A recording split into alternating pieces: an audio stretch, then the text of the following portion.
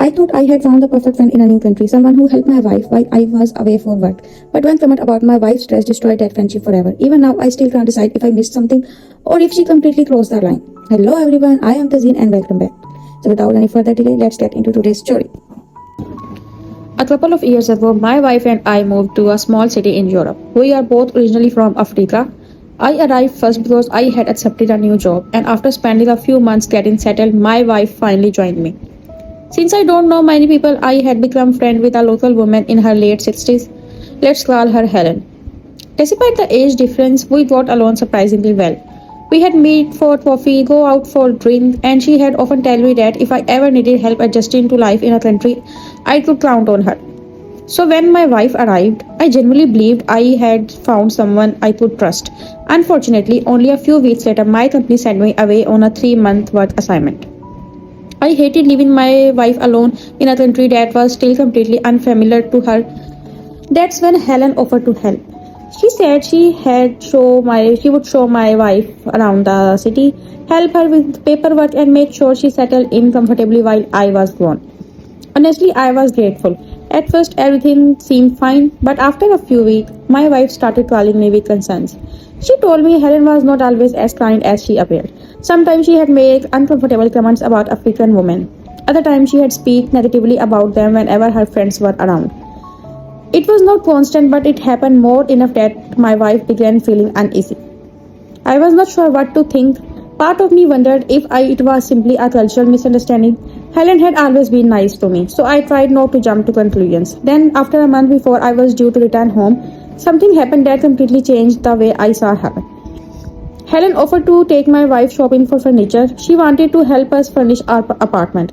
It sounded like a thoughtful gesture, but once they got to the store, the prices were far beyond what we could afford.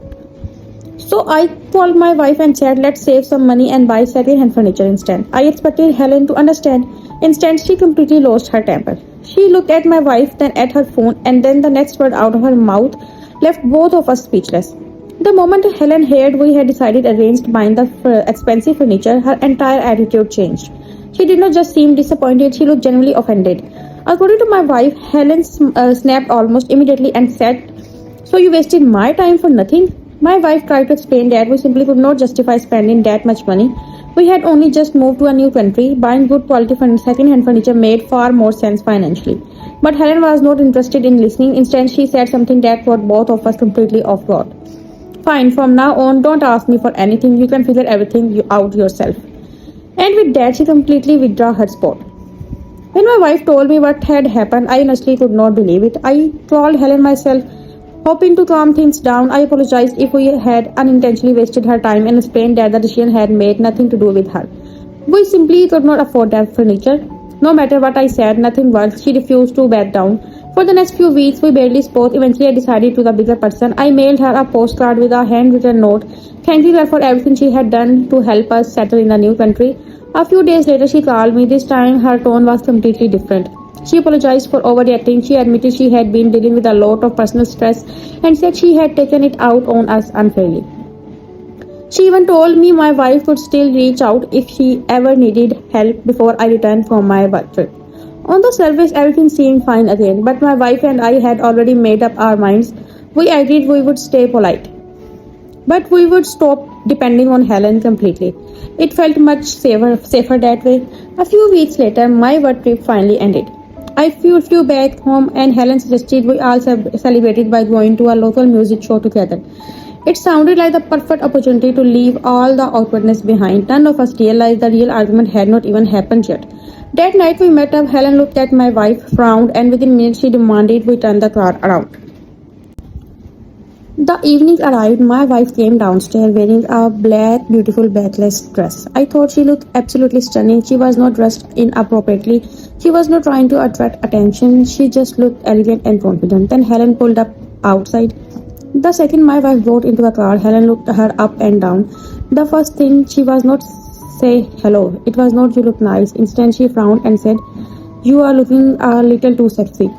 My wife just smiled awkwardly, assuming she was joking, but Helen was not joking. As we drove toward the venue, She kept bringing it up over and over again. She insisted my wife was overdressed. She said the dress was far too revealing. Eventually, she suggested something I never expected. She wanted us to turn the car around so my wife could go home and change into something more appropriate. Not wanting to ruin the evening, my wife quietly agreed. Helen made a U-turn and started driving back to our apartment. When we arrived, my wife went inside to change. The moment the front door closed behind her, Helen turned toward me. Her expression suddenly became very serious and said, "Your wife is overdressed." I could not feel comfortable sitting next to her dressed like that. In our country, a backless dress like that is completely inappropriate. I honestly did not know how to respond. I had never been to that particular event before. Maybe I was missing some cultural norm. So I stayed quiet for a few seconds. Then Helen looked directly at me and asked, "Do you understand what I am saying?" I took a deep breath and answered honestly, "No, I really don't. But that's okay. Maybe I don't know what people usually wear there. All I know is I think my wife looks beautiful." The moment those words left my mouth, everything changed. Helen's face went cold and then she looked straight at me and said, "Get out of my car." The moment I said I thought my wife looked beautiful, Helen's expression completely changed. She stared at me for a few seconds before saying, "I am not comfortable with you anymore." I honestly thought I had misheard her. Then she pointed toward the car and said, "Please get out of my car." I was stunned. I asked, "You are seriously asking me to leave just because I don't agree with you?" She did not hesitate. "If you can't understand my point of view, then there is no reason for us to spend the evening together." I reminded her that my wife had already agreed to change her outfit. The problem had already been solved. But it did not matter. Helen simply repeated, "Please leave my car." So I got out. A few moments later, my wife came back outside wearing a completely different dress. Instead of finding us waiting, she found me standing alone in the sidewalk. I explained what had happened. Neither of us could believe it. Without another word, Helen drove away. Later that night, we both checked our phone. She blocked both of us on WhatsApp. Just like that, a friendship I had generally valued for months was over. The more I thought about everything that had happened, the more I started connecting the dots. The comment she had made about African women, a furniture incident, the way she had criticized my wife from the moment she arrived. Maybe this was not really about a dress at all. Maybe it was something much deeper. Even now, I still respect that different cultures have different opinion about clothing, but I also believe every husband should support his wife, especially when she has done nothing wrong.